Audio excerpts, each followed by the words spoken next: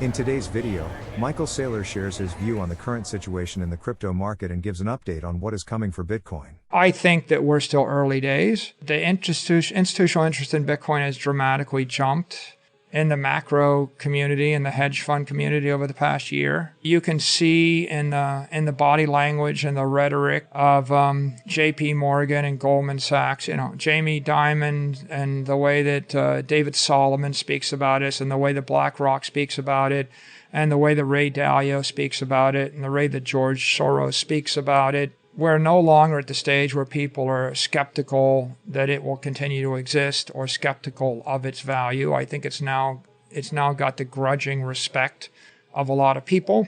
We're really more at the stage we're waiting for regulatory clarity. There's just a lot of political debates at the DC level over how much friction will be in the space. I think the banks would like to see more clarity from banking regulators about how much they can hold on their balance sheet and what the reserve ratio would be. And I think the accounting treatment clearly has been a liability for large institutions because indefinite intangible is always going to understate the value, and it's also going to create confusion.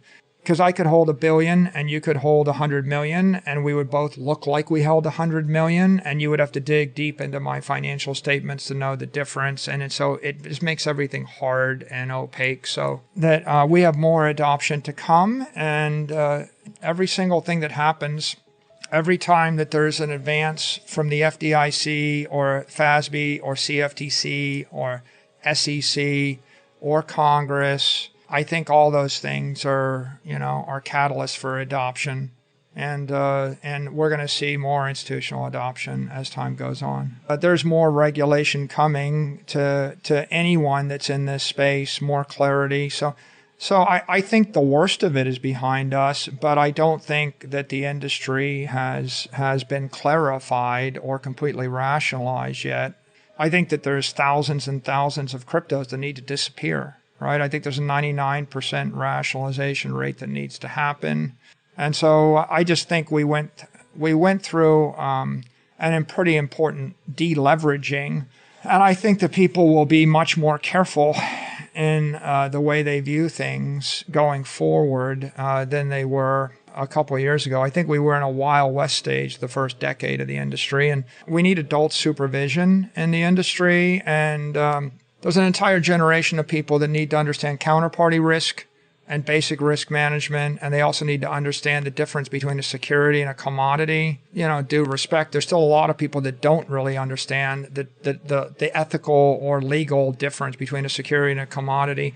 And until they grasp the nuance of how you create a digital commodity, they're not going to grasp the way to segment the market and the right way to think about all these assets. I think Bitcoin is a better gold than gold. You can move it at the speed of light. You can see with the Lightning Network evolving that pretty soon we'll have 1 billion people able to move any block of Bitcoin anywhere friction-free. Bitcoin is digital money for the 21st century. Gold was metallic money for the 19th century. So I just think if you believe in sound money, then you should do yourself a service, and you ought to sell your gold and you ought to buy Bitcoin, because Bitcoin is sound money for the 21st century and gold was sound money for the 19th century. Just that simple. For publicly traded companies with GAAP accounting to adopt Bitcoin in a big way, there's a couple things you need. You either need to fix the accounting so it's not prejudicial and hostile to the ownership of the asset class. And that means at least make it kind of pari passu to holding equity or something. Like if you're holding equity, you take a mark to market and you have fair value accounting. So that's one possibility. And the other possibility is people have to hold it in the form of a security.